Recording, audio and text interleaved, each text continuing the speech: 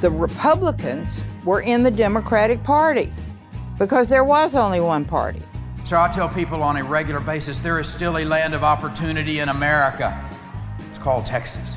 The problem is, these departures from the Constitution, they have become the norm. But I am a Christian first, a conservative second, and a Republican third, and I praise Jesus. At what point must a female senator raise her hand or her voice to be recognized over the male colleagues in the room? Welcome to this week's In the News for Texas Politics for the week of whatever the date is. I'm your host, Jim Henson. And I'm Josh Blank. And today we're here to talk a little bit about what's been happening this week in Texas government and politics. A lot of what we'll talk about this week really falls out of one subject, right? The failure of Proposition 1 in Austin, which was the ride-sharing proposition that got lots of attention statewide, not just in Austin. Right. So in December of 2015, the city council here in Austin approved an ordinance that required drivers of ride-hailing apps like Uber and Lyft to undergo fingerprint-based background checks by 2017. In addition to this, it also regulated drop-offs and pickups, vehicle identification, some reporting that had to be done to the city. But the main piece of this was the fingerprint requirement and the background checks. So really quickly, in January of the following year, a PAC founded by Uber and Lyft, which was called Ridesharing Works for Austin. And if you live in Austin, you've received maybe dozens, if not hundreds of mailers from huge pile. Right, a huge pile from Ridesharing Works for Austin. And they submitted a petition that would repeal the ordinance if approved by the voters. And this is kind of what has actually led to a lot of confusion. I mean, even for me, a lot of people didn't understand that, if you vote yes on Prop 1, that was actually a repeal of the ordinance that the city had passed. And I mean, I was confused. Lots of people were confused. The Statesman wrote a whole thing about how confusing this was. Yeah, it was pretty telling. People that followed politics a lot, like yourself, were kind of going, now, wait a minute, which one is which? If I'm voting yes, am I voting for the companies or against the companies or for more safety or against safety? There's a lot of confusion about it, which they try to take advantage of. Right. They definitely try to take advantage of it. So just to clarify, so to vote yes on Prop 1 would have repealed the ordinance that the city passed. To vote against the ordinance would have kept it in place. So we had the election last weekend on May 7th. 56% of Austinites voted against the proposition. 44% voted for it. So the ordinance stayed on the book. What was interesting was sort of what happened between putting this on the ballot and the election. And, basically a lot of people thought that the outcome was a surprise, right, Jim? Yeah, I mean, it was a huge surprise, I think, to a lot of people. Now, it's sort of like having a hard time finding people that voted for Richard Nixon after he resigned. Right. A reference that very few people will probably get. But, I think going into this, there was a growing sense that it was in trouble. But when you looked at the fundamentals of this, there was very little polling out there, but you looked at the fact that the ride-sharing companies spent, I think in the end, in the neighborhood of $9 million. It was over 8.6 at last check. Right. It'll probably end up being over 9. Yeah, but there'll be some reporting to come, and and we're doing all kinds of extra things that were inherent in their position. Offering people discounted rides and using the rideshare app to try to turn out the vote for people that were their consumer base. And so I think for quite a while, there was a general sense that the other side was really outgunned. I think in the end, and we haven't seen final reporting from them either, but they only spent a couple $100,000. Right. So, very seriously outspent. And turnout was up. I mean, they did do what they wanted to do. So turnout ended up being around 17% of Austin. And I guess the average turnout in city elections over the last, 5 or 10 years is closer to 11.4%. Right. So they got more people out, which I guess a lot of us thought, they've probably accomplished what they tried to accomplish. Right. So you've got a take on this about that I think makes sense about maybe why we shouldn't have been surprised going in there. And I'm not accusing you of saying you voted for Richard Nixon and didn't admit it until later. All right. I was very, very loosely attached to this position that I thought the ordinance might get defeated. Nothing like the strength of a loose intellectual attachment. I was very easily swayed. I mean, basically, I thought, I think it's going to fail. And you said to me, well, turnout's up. And I said, okay, it's probably going to pass. So that's about the strength of my conviction. But where the conviction came from is I guess conviction is the wrong word. But where it came from was just, in some ways I hate this because I'm a quantitative guy. But where it came from was driving around Austin, you know? And it also came from this other thing. Well, you were counting signs. I was counting signs, which of course, everyone who ever's worked on a campaign or even around a campaign will tell you this, and you'll hear it a million times, which is lawn signs don't vote. Having said that, I'm going around the city, driving around, doing my errands, and I'm looking, and I keep seeing these vote no on Prop 1 signs up. I see a couple vote for Prop 1, which is the Uber and Lyft position, at a couple of, it's like commercial intersections. You might see a string of like 10 of them in one place. But the interesting thing to me was the houses where I would see these vote against Prop 1 signs were the same houses where I'd see signs endorsing a city council member. Right. The same sort of 1970s ranch homes, people who've been in these houses for a long time, kind of old Austin, people who were here long before Uber and Lyft. And you kind of got the sense that, it seems to be more like I can't find someone who's voting for Prop 1, at least in terms of sort of my circles. And I keep driving around and I keep seeing these sort of, the people that I'd expect to actually turn out in a city election. They outwardly don't seem to be against it. These were voters. These are voters. And that's the main point here is that you start to say, who are the type of people who turn out in city elections? Who are the type of people who are really plugged in to these sorts of local issues? And it's not necessarily the type of people who are going to be, let's say, who are going to acquiesce to the Uber and the Lyft message. Right. We could really just call them what they are. They're old-time Austin liberals. They're largely Democrats with a smattering of libertarian is not quite right because it's a little too formalized, but the kind of leave me alone but still socially liberal folks that really make up Austin culture and a lot of the Austin electorate and have driven Austin politics for a long time. I think going into it, I still felt, in terms of defending how I was wrong, it still felt to me like some of those people were being peeled off by either the convenience and beyond the convenience of Uber and Lyft, the argument that this was a vote against innovation and the new economy, et cetera. And certainly there are a lot more people in Austin now than there were 15 years ago who are susceptible to those arguments because of the nature of urban development in the city, the growth of the tech sector, et cetera. But the media framing around that changed significantly in that interperiod, right? Well, I think that was the key. Frankly, the Austin American-Statesman and social media combined, but the Statesman was really all over this, and it got picked up by local media. The storyline became how much money they were spending. So 2 Fridays before the election, and also the misleading nature in which, I think, but that was kind of out there. But the misleading, one of the reasons the misleading nature of the advertisements that were saying vote for Prop 1 for safety, when really the no vote was the vote for the more stringent public safety position. Right. But it was really when those campaign finance reports came out on this second Friday before the election, and it came out that Uber had spent up to that point $8 million or 8.2, that every headline and every lead of every local newscast was ride-sharing companies set record spending, and it's all funded by the corporations. And I think that really resonated with this Austin electorate that you're talking about in a way that I'm not sure it had up to that point. Right. There were definitely, sort of interesting. We don't know. There are definitely reasons to vote against the proposal. I think for the most part, I think people would like more transportation options in Austin. I think that's a pretty safe statement. But having said that, you can kind of say, well, there's a sort of anti-corporate position that definitely exists here. Yeah. Right. There's also this sense of, they elected the city council to pass these laws to regulate industry. Yeah. And who are these guys to come in and say, no, don't do that? Right? Yeah, there is a certain amount of attachment to the idea of democracy, as it turns out. Right. So I guess we're done with this, right? It's all over now? Right, exactly. Yeah, I think not only is this not over, this wasn't even the beginning of it, which is another interesting part of this story that, honestly, as I talked to reporters about the story, I kept trying to get them to go back and put this in context. So if you go back to well before this all arose and the matter of the ordinance arose in Austin, the ride-sharing companies, again, in particular Uber, had been very active in the state legislature in the 2015 session, trying to get some statewide regulation that protected them and was favorable to their model, to their economic model, in place. Now, they didn't succeed, but it was an open secret in the inside capital community that is, the 2015 session was beginning to gear up really in late 2014.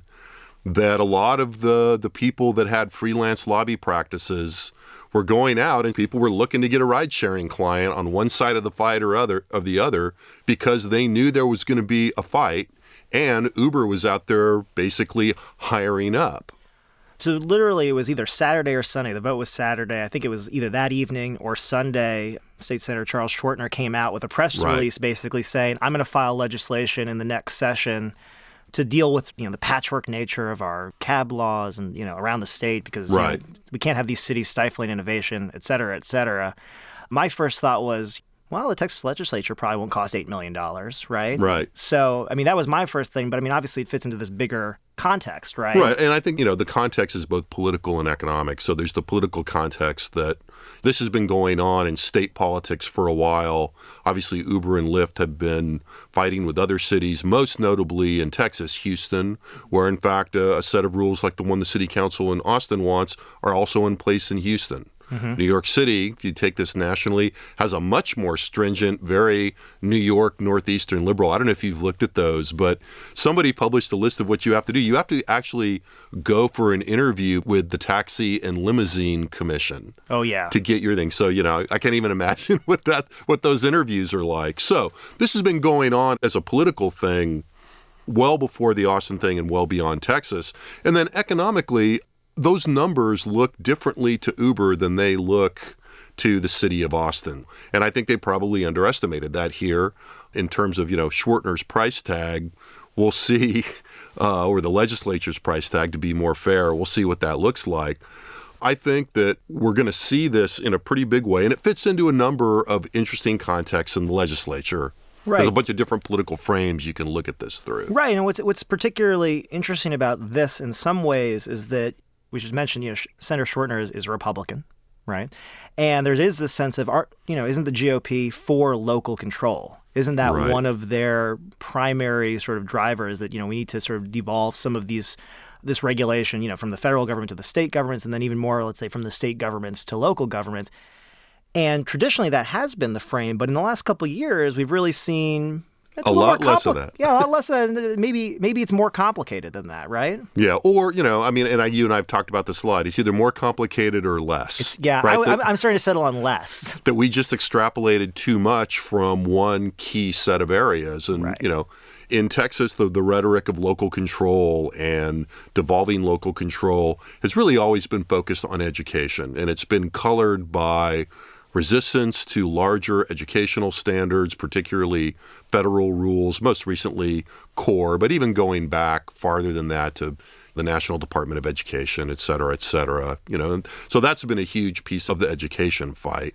Right. And it strikes me in sitting here and thinking about why local control, applies to, let's say, or why the GOP's embrace of local control applies to education versus some of these other issues, which you can talk about, is probably because there's so much federal money involved in education. Right. That they can't necessarily wrest themselves from that money, but they can wrest themselves from, let's say, the rules that go with it. And that's what that local control argument is about. But as we've seen it over, let's say, the last couple sessions at least, and especially even in the last session, this embrace of local control doesn't extend much further. Or even to all localities for that matter. Right. But, before even thinking about the other ones, I think it's also amplified by more recent changes in the nature of the discussion of K through 12, emphasis on locally organized charter schools, or charter schools are invited in from other places, and private schools, right? And the desire, the whole what we call the school choice argument, quote unquote. This contention between how state government is viewed versus local governments, where the locus of that really is one of the major tropes in politics right now. We've written about this in a couple of different places. So, in the wake of the Austin vote, you go back and you can see all these other things that fit this pattern of contention about this fight between how much authority the state should have over local government and how much the state should proceed in limiting what local government can do. The most prominent example of this recently was the reversal of the ban on fracking in Denton. So a couple of years ago, Denton, the liberal enclave. Right, exactly. So the city of Denton passes, for those who don't know anything about this, passes the city council with a lot of local pressure, and some would argue local pressure augmented by people from outside, environmental groups in particular, passed pretty stout restrictions on fracking inside the city limits and other kind of oil and gas activity And then the legislature comes back. Of course, the Texas oil and gas industry, gets an injunction against this ordinance within, it's much like the company's leaving. The instant, this happens, they've got their papers ready and they filed to an injunction against the implementation of the ordinance. Unlike Uber and Lyft, they can't say, we're not going to drill in Texas anymore. Right. They just have to exit the market, or at least for now. And then the legislature gets involved very quickly the following session in 2015 and passes a state law that effectively reverses the ban and prevents other cities from implementing similar kinds of bans, much to the dismay of all of the advocacy organs of local government, the Texas Association of Counties, Texas Municipal League, the cities themselves. We saw the defeat of the HERO ordinance, which was a anti-discrimination ordinance aimed at protecting LGBT communities in Houston. Now, state government didn't act immediately to do that, but the state leadership of the Republican Party, particularly Lieutenant Governor Dan Patrick, got very involved in that race. And there was, again, this rhetoric of city government run amok, if you will. And then even finally, and this is actually very active today as we record this, the Republican caucus in the Senate has formed a select committee on property tax fairness, essentially. I can't remember exactly what the title of the committee is. And they've been going around the state having essentially field hearings where they invite, quote unquote, local tax authorities and county judges and mayors to come and testify, and then frankly give them a good kicking about their tax burden and the way that they're running up local debt. So you step back from all this and you were seeing this pattern of state government and mainly Republicans asserting authority over these local governments. And in the cases of many of the big cities, much of these local governments are, we have to say, if not formally, at least informally, because of the way state law works for nonpartisanship in local elections, they are Democrats in many cases, though. In a few. What does this tell us going forward? It seems like this is really kind of central in some way, this fiscal component to this, right? Yeah, I think so. I think the element is something like, we know that the Republican Party in the main has been very small government anti-tax. Right. They had a pretty good run at trying to tamp down taxes in state government as much as they can. They're now looking for other targets. They can't do much at the federal level, but they can do stuff to state and local government through the agency of the legislature. And this is in the broader context of a changing state, certainly demographically we know, but also, potentially changing political culture, right? Texas has these huge cities, right? These huge urban centers. Yeah. They're growing. They're becoming, a bigger player in the state, right?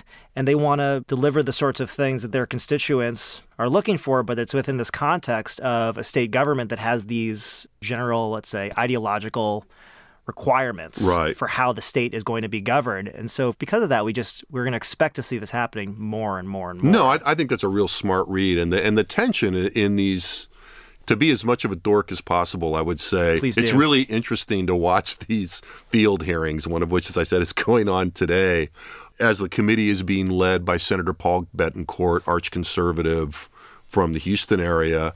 And they're going to these county officials, county judges, and saying, and Dan Patrick actually testified at the last one. And they're going and they're saying, look, we're not declaring war on you, but we're here to stick up for your taxpayers. Right. So there's almost a kind of interposition here, to use a weird historical reformulation, in which these state officials are asserting their representative responsibilities over the elected state and local officials. And it's a pretty interesting development in the role that these state officials see for themselves.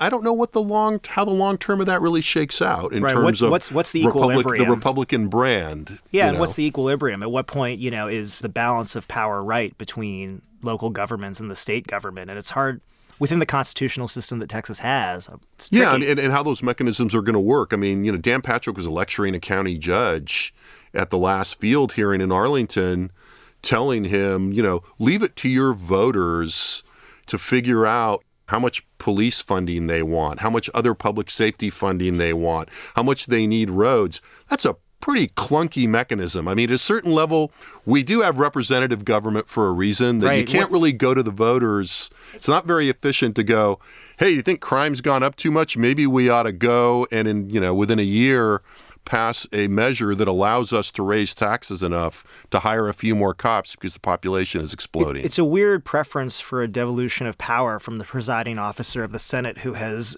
garnered more power for himself over that period. I think the long-term play is an interesting one. But as we know, our polling has shown that there is an opening for them, at least for the state-level officials among Republican primary voters in the moment, right? And that's what's most important. At least that's what works for them.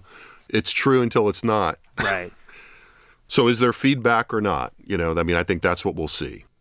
I think we end on a note of democratic mechanisms. So thanks for joining us. Jim Henson here with Josh Blank from the Texas Politics Project, and we'll talk to you next week.